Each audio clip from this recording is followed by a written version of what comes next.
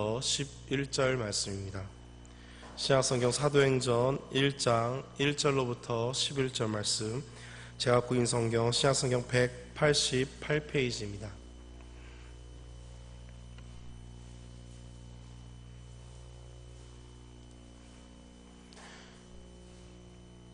(1절로부터 11절) 말씀 우리 한 절 한 절 함께 교독하도록 하겠습니다. 1절 제가 봉독합니다. 데오빌러여, 내가 먼저 쓴 글에는 무릇 예수께서 행하시며 가르치시기를 시작하심부터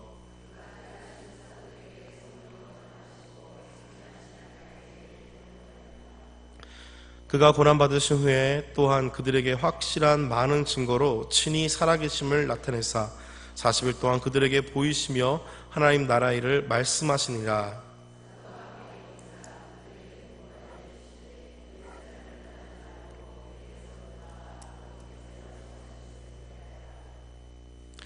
요한은 물로 세례를 베풀었으나 너희는 몇 날이 못되어 성령으로 세례를 받으리라 하셨느니라.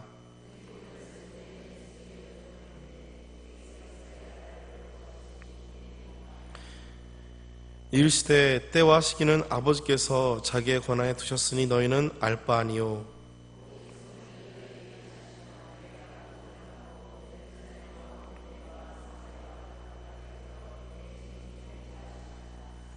이 말씀을 마치시고 그들이 보는데 올려져 가시니 구름이 그를 가리어 보이지 않게 하더라.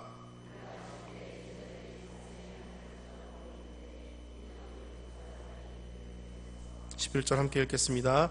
이르되 갈릴리 사람들아, 어찌하여 서서 하늘을 쳐다보느냐.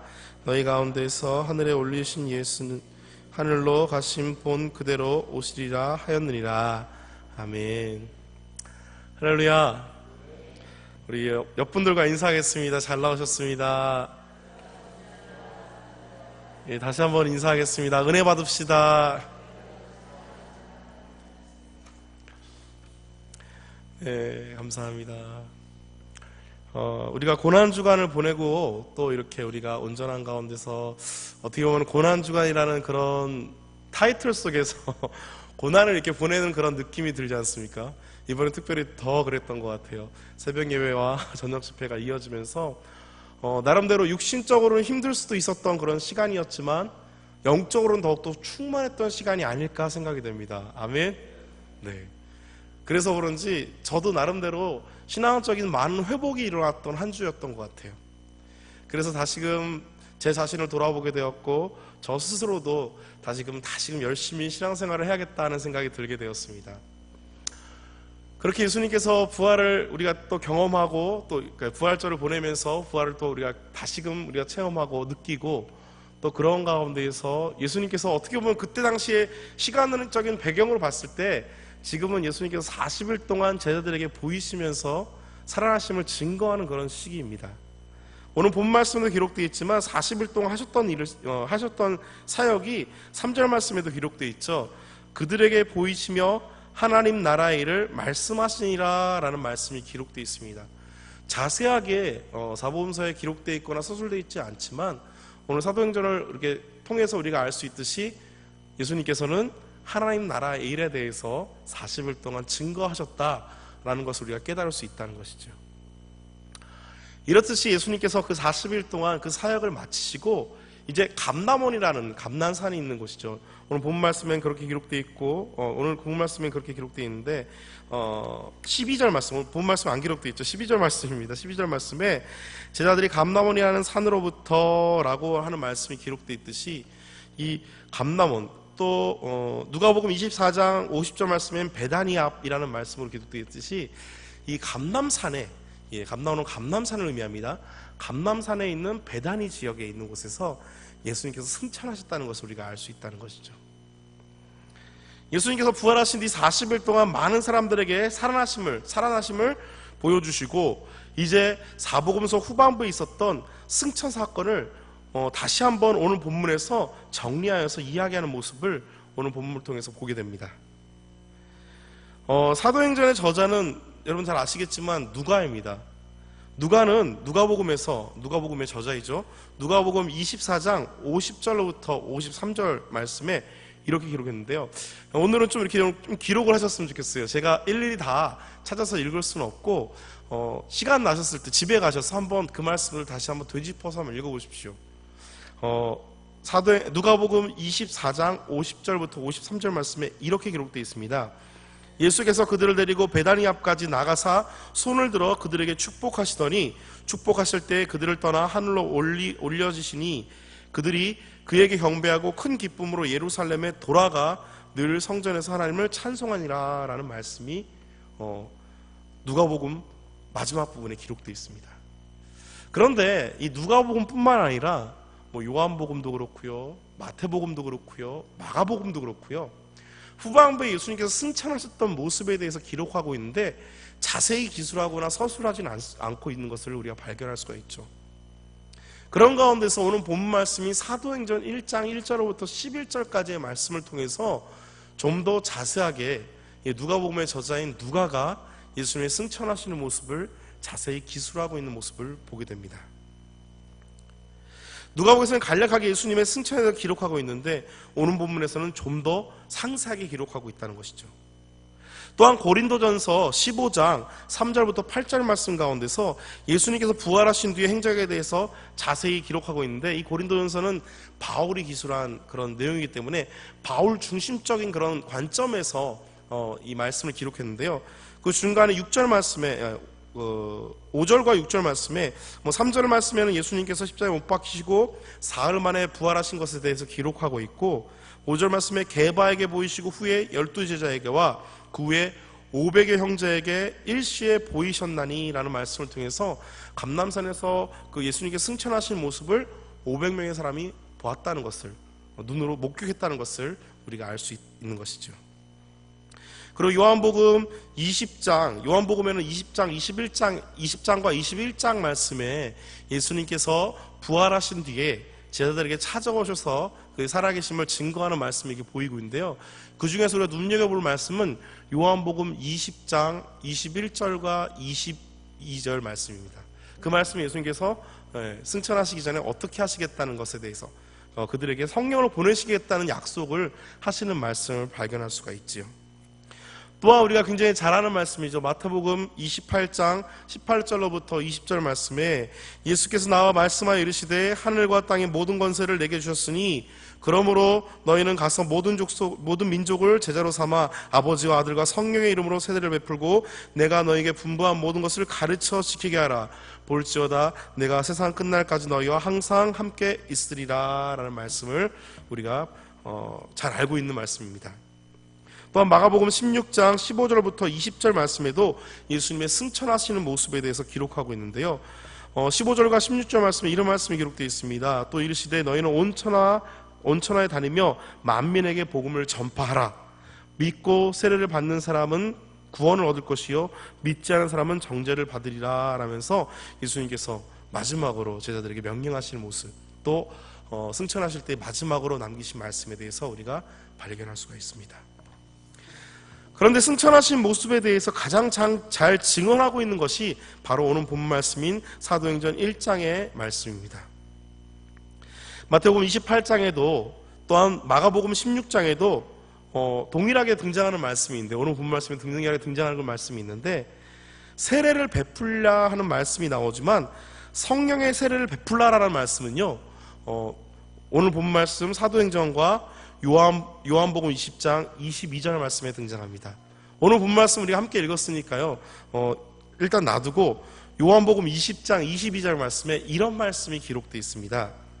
이 말씀을 하시고 그들을 향하사 숨을 내쉬며 이르시되 성령을 받으라라고 말씀하고 계시는 모습을 발견할 수 있는 것이죠. 즉 예수님께서는요. 승천하시기 전 40일 동안 제자들에게 살아나심에 대해서 부활에 대한 증거를 보이셨고 그런 가운데서 여러 가지 하나님 나라의 일을 말씀하신 뒤 중요한 것은요 그들에게 하나님 나라에 대해서 예수 그리스도의 사역에 대해서 또 하나님 나라에 대해서 증거하라고 이야기하십니다. 즉 모든 민족을 제자로 삼으라는 그런 말씀을 하시면서 마지막 지상명령을 하시고 승천하시는 것을 우리가 볼 수 있죠. 근데 중요한 것은요 그들이 나가서 복음을 전하기 전에 해야 될 행동이 있다는 것입니다. 무엇입니까? 네, 오늘 말씀의 제목이듯이 성령으로 세례를 받으라는 것입니다. 아멘. 중요한 것은 예수님께서 성령으로 세례를 받으라고 직접적으로 명령하고 계신 것이죠. 그렇다면 왜 우리는 성령을 받아야 하는지 좀 오늘 말씀을 통해서 좀 우리가 좀 깨달아 보고자 합니다. 첫 번째로 불안했던 제자들의 마음입니다. 모세가 죽고 난 뒤에 여호수아의 심정이 어떨까, 그 심정에 대해서 잘 기술하고 있는 내용이 바로 여호수아 1장의 말씀입니다. 여호수아 1장의 말씀을 잘 읽다 보면은 여호수아가 굉장히 불안해했던 그런 모습이 말씀에 그렇게 자세히 기록되어 있지 않지만 그런 심정이 우리가 그 말씀을 통해서 우리가 어떻게 나타나는지를 우리가 잘 알 수 있는 것이죠. 그런 가운데서 하나님의 사자를 통하여서 여호수아에게 뭐라고 명령하십니까? 내가 너와 함께 있으니 강하고 담대하라고 말씀하십니다. 여호와의 율법을, 여호와의 말씀을 입에서 떠나지 말게 하면서 그 말씀을 주야로 묵상하는 가운데에서 그 말씀을 가까이 하고 그 말씀을 따르는 가운데에서 강하고 담대함을 얻으라고 이야기하고 있습니다. 즉 하나님의 말씀은 무엇을 의미합니까? 네, 하나님께서 함께 하신다는 것을 의미한다는 것이죠. 어떻게 보면 그렇게 생각할 수가 있죠. 얼마나 불안했겠습니까? 모세는요 엄청나게 사역을 잘했습니다. 여러분 잘 아시겠지만 정말 애굽의 압제 속에서 정말 힘들어하는 백성들을요 이끌어냈어요. 이끌어내는 과정을 보십시오. 쉽지가 않았죠. 끝까지 바로 왕이 이스라엘 백성들이 애굽을 나가는 것에 대해서 끝까지 반대하고 끝까지 붙들고 있었던 모습을 보게 됩니다. 마지막 장자의 죽음을 통하여서 이스라엘 백성들은 애굽을 나오게 되는데요, 그런 과정도 쉽지 않았죠.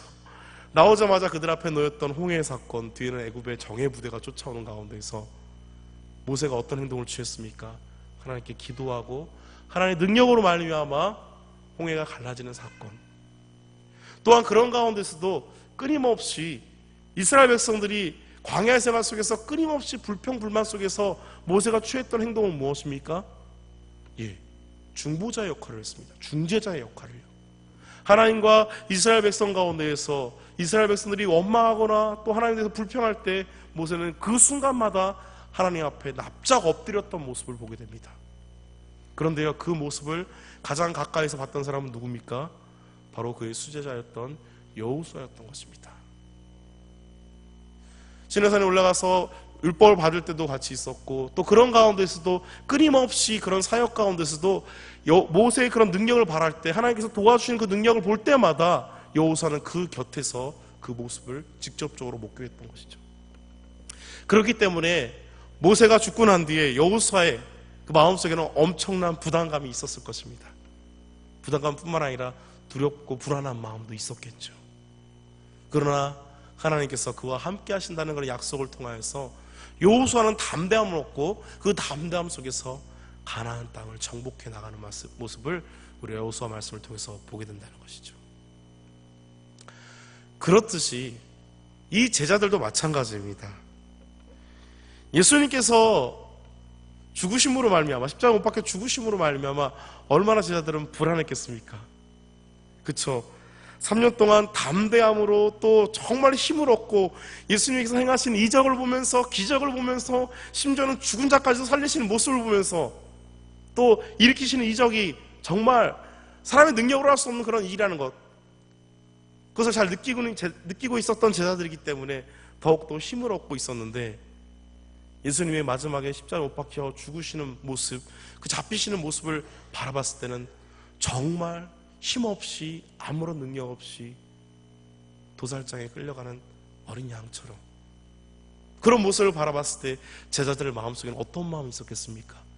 네, 불안한 마음이 있었던 것이죠. 여러분, 그렇습니다. 마태복음 26장 33절부터 35절 말씀에 베드로가 대답하여 이르되 모두 주를 버릴지라도 나는 결코 버리지 않겠습니다 라면서 베드로가 고백하는 모습을 보게 됩니다. 또 뭐라고 얘기합니까? 예수께서 이르시되 내가 진실로 진실로 내게 이르노니 오늘 밤 닭 울기 전에 내가 3번 나를 부인하리라 라는 말씀 속에서 베드로는 뭐라고 합니까? 베드로가 이르되 내가 주와 함께 죽을지언정 주를 부인하지 않겠나이다 하면서 이야기하는 모습을 보게 됩니다. 여러분, 이 베드로의 모습을, 이 모습만 딱 봤을 때 어떻습니까? 야, 저 베드로는 정말 예수님 수제답구나. 끝까지 예수님을 따라가며 예수님의 죽음 가운데서 함께 죽겠다는 그런 결심하는 모습을 보듯이 정말 어떻게 보면 최고의 수제자구나 라고 생각할 수 있는 것이지요. 그럼 어떻습니까? 예수님의 그런 예언의 말씀처럼 베드로는 예수님의 죽음 앞에서 3번이나 부인하는 모습을 보게 됩니다.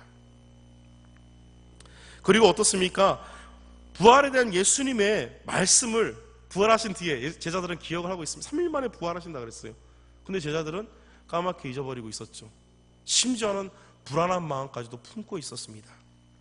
요한복음 20장 19절 말씀에 어떻게 기록되어 있냐면 이날 곧 안식 후 첫날 저녁 때 제자들이 유대인들을 두려워하여 라는 말씀이 기록되어 있습니다. 그래서 모인 곳에 문을 닫았더니 유대인들을 두려워해서 한 곳에 모인 가운데서 문까지 걸어 잠궜어요. 어떻게 해요? 안식 후 첫날 저녁은 무엇입니까?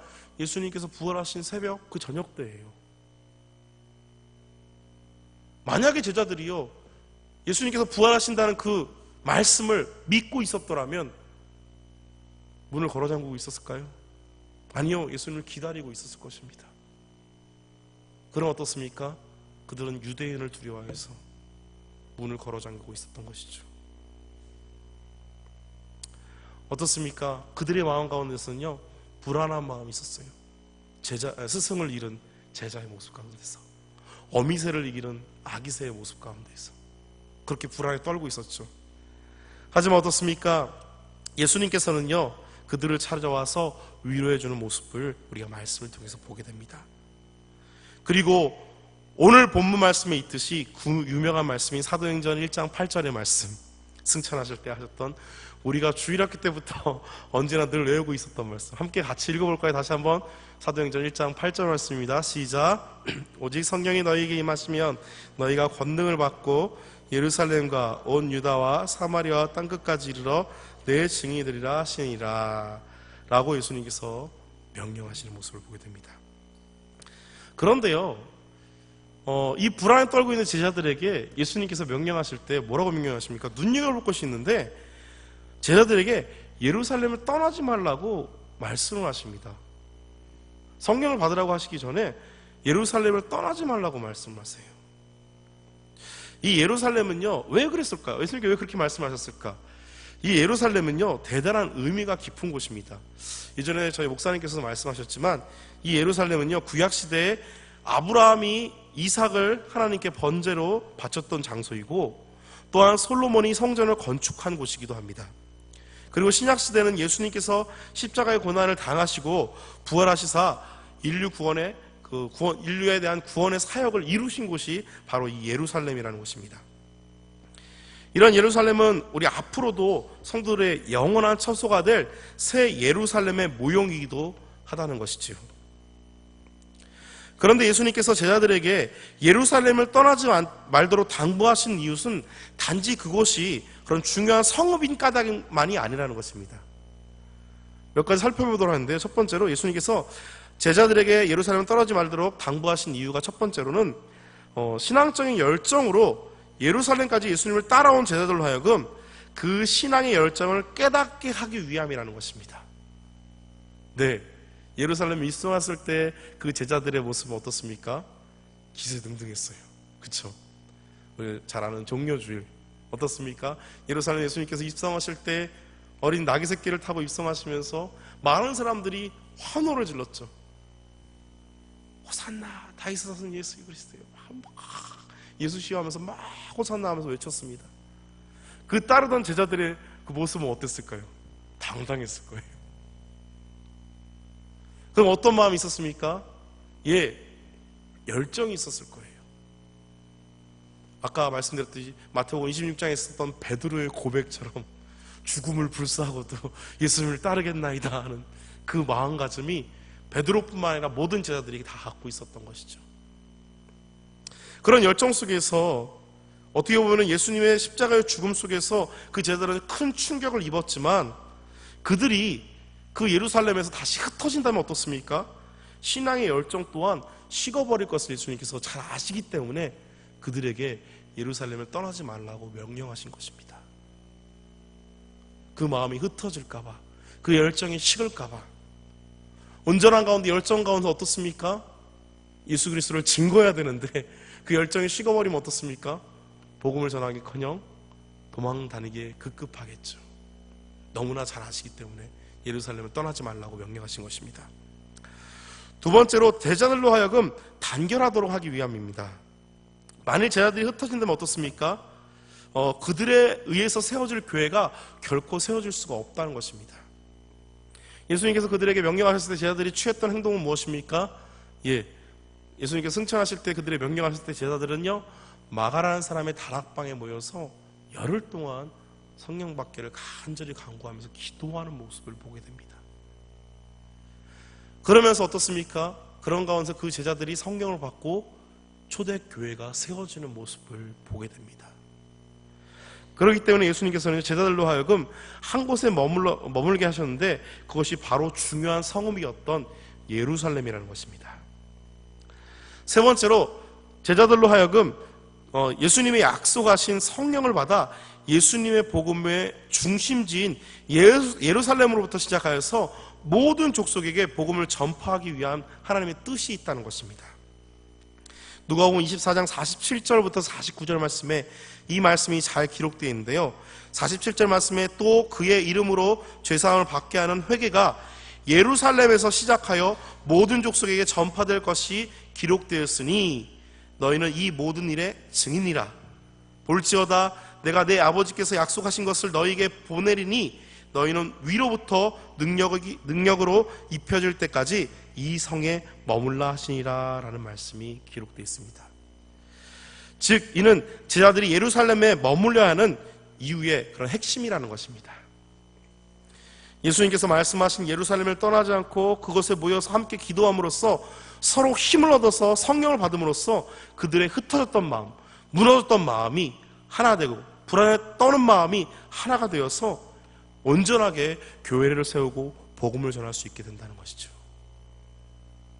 즉 예수님께서 그들 가운데서 그런 모습을, 불안에 떠는 마음을 위로하기 위해서, 위로함을 갖고 또 그들에게 함께 하신다는 확신을 주기 위해서 예루살렘에 떠나지 말고 한 곳에 모여서 단결해서 기도하라는 것이죠. 두 번째로 우리 성령을 받아야 되는 이유에 대해서는 예수 그리스도의 명령이라는 것입니다. 요한복음 20장 22절 말씀과 오늘 본문 5절 말씀에 기록되어 있듯이 예수님의 마지막 지상명령이 그곳에 기록되어 있습니다. 그런데 그 명령을 수행하기 위해서 요한복음 20장 21절 말씀에 예수께서 또 이르시되 너희에게 평강이 있을지어다, 아버지께서 나를 보내신 것 같이 나도 너희를 보내리라 라고 말씀하신 것을 보게 됩니다. 또한 마가복음 16장 15절 말씀에도 있듯이 또 이르시되 너희는 온 천하에 다니며 만민에게 복음을 전파하라 라고 말씀하고 있습니다. 복음의 사역을 제자들이 감당해야 되는데 그 사역을 감당하기 위해서는 그들과 함께하는 큰 힘이 필요했던 것입니다. 그분이 바로 보혜사 성령이라는 것입니다. 요한복음 14장 16절 말씀에 내가 아버지께 구하겠으니 그가 또 다른 보혜사를 너네에게 주사 영원토록 너희와 함께 있게 하리니 라는 말씀이요, 요한복음 14장 16절 말씀에 기록되어 있습니다. 요한복음 14장 말씀, 15장 말씀은요, 16장 말씀까지 우리가 볼 수 있는 것은 성령에 대해서 예수님께서 말씀하시는 것을 보게 됩니다. 분명히 예수님께서 요한복음 14장 말씀을 통하여서 자신이 죽을 것에 대해서, 십자가 못 박혀 죽을 것에 대해서 예언을 하셨고 그 다음에 하늘 올려주실 것에 대해서 말씀하시면서 중요한 것은요, 불안에 떨고 있을 너희들에게 위로의 성령, 보혜사 성령, 함께 하시는 보혜사 성령을 보내주신다는 약속을 하시는 말씀을 요한복음 14장 말씀을 통해서, 15장 말씀을 통해서 우리가 발견할 수 있는 것이죠. 하나님께로 다시 돌아가시게 된 시점에 예수님께서 보혜사 성령을 보내주신다고 말씀하십니다. 즉 고와 같이 우리를 버려두지 않겠다고 말씀하신다는 것이죠. 또한 요한복음 14장 26절 27절 말씀에 보혜사 곧 아버지께서 내 이름으로 보내실 성령 그가 너희에게 모든 것을 가르치시고 내가 너희에게 말한 모든 것을 생각나게 하리라 하면서 말씀하십니다. 즉 하나님께서 가르치시고 행하셨던 3년 동안의 공생의 기간 동안에서 제자들에게 가르치셨던 그 사역에 대해서 성령님께서 다시금 생각나게 하시고 또 그런 가운데서 복음을 전할 제자들에게 힘이 되어주시고 또 복음의 능력을 입혀주신다는 것이죠. 여러분 사도행전 말씀에 잘 기록되어 있듯이 베드로의 직업은 무엇입니까? 어부입니다. 그렇게 공부를 많이 한 사람도 아니에요. 그냥 천성이 그런 업을 삼고 살았던 사람입니다. 그러나 여러분 보십시오. 사도행전 말씀을 통해서 우리가 알 수 있는 것은 무엇입니까? 베드로가 복음을 전한대요. 3,000명, 5,000명의 사람들이 막 회개하고 돌아와요. 그 복음을 듣는 사람들이요 은혜가 받고 충만한 가운데서 예수님께 돌아온다는 것입니다. 주님 품으로. 그 이유가 무엇입니까? 베드로가 갑자기 머리가 탁 튀어가지고 IQ가 확 올라가서요? 아니요. 성령의 능력으로 말미암아 복음을 전하게 됐다는 것이죠. 그렇기 때문에 그것을 너무 잘 아신 예수님께서 그 보혜사 성령을 통하여서 복음을 전할 수 있게 역사해 주신다는 것입니다. 성령을 통하여 위로해 주시며 우리의 마음에 평안과 평강을 주시겠다고 말씀하신 것입니다. 예수님의 3년 동안의 공생의 사역을 마무리는 무엇입니까? 십자가에 못 박혀 죽으시는 사역이 그 공생의 마지막 사역이었습니다. 그리고 그 불안하고 공허한 마음을 성령으로 채워주시며 그 성령으로 인해 사역을 할 수 있도록 인도해 주신다는 것입니다. 즉 제자들은 이 성령으로 말미암아 담대함으로 복음을 전할 수 있게 된다는 것이지요. 아까도 읽었지만 오늘 보면 8절 말씀에도 오직 성령이 너희에게 임하시면 성령이 임하시면 어떻게 된다고요? 너희가 권능을 받고 능력을 입는다는 것입니다. 그냥 복음을 전하는 것이 아니라 능력을 입은 가운데서 담대함으로 복음을 전한다는 것입니다. 심지어는 생명을 위협받는 그런 환경과 순간 속에서도 담대함으로 복음을 전할 수 있는 능력을 입게 된다는 것입니다. 그렇기 때문에 그들은 그런 능력을 입고 담대함으로 복음을 전하게 된 것이지요. 성령이 임하시게 됨으로써 우리가 권능을 입게 되고 비로소 힘써 복음을 전할 수 있게 된다는 것입니다.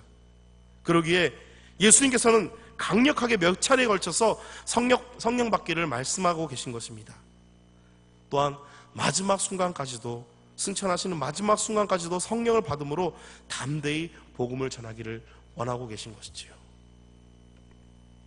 그렇다면 왜 우리는 성령을 받아야 할까요? 세 번째로 우리가 살펴볼 것은 성령을 받음으로써 세상을 이길 힘을 얻는다는 것입니다. 아멘. 에베소서 6장 12절 말씀에 이런 말씀이 기록되어 있습니다. 우리의 씨름은 혈과 육을 상대하는 것이 아니요 통치자들과 권세자들과 이 어둠의 세상의 주관자들과 하늘에 있는 악의 영들을 상대함이라 라고 기록되어 있습니다. 즉 우리가 이 세상을 살아갈 때 우리가 우리의 만족과 유익을 위해서 싸우는 것이 아니에요. 악한 세력, 세상의 주관자들, 통치자들과 악한 그 주관자들과 통치자들과 영적인 싸움을 해야 된다는 것이죠. 끊임없는 영적인 싸움을 하고 있다는 것이죠. 오늘날 그리스도를 영접하는 모든 자들은 하나님의 영이 모든 육체에 부어주실 것이라는 구약의 예언처럼 이사야 32장 15절 말씀과 요엘 2장 28절 말씀에 기록되어 있습니다. 성령이 우리의 모든 삶을 주장하신다는 것을 깨달아야 된다는 것입니다. 악한 영에 지배받는 삶이 아니라 성령으로 말미암아 충만한 가운데 살아가야 된다는 것이죠. 아멘. 성령의 세례는요 어떻습니까? 내적으로 회개하고 그리스도의 죽으심과 부활에 동참하는 것으로서 하나님의 초월적인 역사와 은혜로만 가능하다는 것입니다. 아멘. 예수님의 제자들 역시 성령 체험을 통하여서 진정한 하나님의 사람으로 거듭나고서야 온전히 예수님의 증인의 사역을 감당할 수 있었던 것이죠. 예수님께서 지상명령을 하고 나서 그들이 바로 복음을 전한 것이 아니에요. 예수님께서 말씀하시기 전에 성령을 받으라 말씀하시기 전에 뭐라고 말씀하십니까? 한 곳에 모여서, 너희가 복음을 전하기 전에 한 곳에 모여서 성령을 받고 복음을 전하라고 말씀하고 있는 것입니다. 즉, 이 세상을 살고 있는 우리 어떻습니까? 제자들과 그런 마음하고 동일할 것 같아요. 불안한 마음, 공허한 마음, 때로는 그런 마음이 있을 것 같습니다. 오늘 새벽에도 시편 84편 말씀을 우리가 전했었는데, 그 말씀에도 기록되어 있지만 눈물의 골짜기, 우리의 인생이 어떻습니까? 눈물의 골짜기예요. 시편 23편에 있는 말씀과 같이 사망의 음침한 골짜기, 어떻습니까? 시련과 고통과 아픔이 있는 그런 삶을 살고 있죠. 그런데요, 그런 골짜기 속에서 우리가 해를 당하지 않는 것은 무엇입니까? 주께서 나와 함께 하시기 때문에. 아멘. 성령님께서 여러분과 함께 하시기 때문에 우리의 삶이 눈물의 골짜기를 걷는 삶이라 할지라도, 우리의 삶이 사망의 음침한 골짜기를 걷는 삶이라 할지라도 어떻습니까? 그 삶이 함께 하신 주님으로 말미암아, 함께 하신 성령으로 말미암아 그 삶이 시온의 대로가 될 수 있다는 것입니다. 아멘. 여러분, 그래요. 그렇기 때문에 우리는 성령 충만함, 성령의 세례를 받아야 된다는 것입니다. 저희 교단 내에서는 그렇게 얘기를 하죠. 성령 세례를 받으라라는 것이 아니라 저희는 이미 중생하는 순간, 중생을 얻는 순간부터 성령을 받고 있습니다. 성령은 이미 우리 마음 가운데서 내주하고 계세요. 그 내주하신 성령 속에서 우리가 어떻게 해요? 성령 세례를 또 받는다? 성령을 또 받는다? 아니요. 그게 아니라 우리는 성령 충만함을 입어야 된다는 것입니다. 아멘. 여러분, 그래요. 성령으로 세례를 받은 그리스도인, 우리를 말하는 것입니다. 우리는 이미 성령으로 세례를 받은 사람들입니다. 예수님을 믿고자 고백하는 그 순간부터요. 아멘. 그런데 그런 그리스도인을 할지라도 항상 성령으로 충만하는 사람이 아니라는 것입니다. 저도 마찬가지고 여러분도 때로 그런 것을 느끼실 거예요. 성령이 있다는 확신이 있는데, 마음속에 성령님께서 함께 하신다는 마음은 있는데 어떻습니까? 충만치 못해요. 여러분, 그래요. 그렇기 때문에 우리는 어떻습니까? 우리가 그래서 끊임없이 성령 충만함을 입어야 된다는 것입니다. 성령 충만함을 입는 방법은 무엇입니까? 다른 거 아니에요. 예배생활 열심히 하십시오. 아멘. 기도생활 열심히 하십시오. 아멘.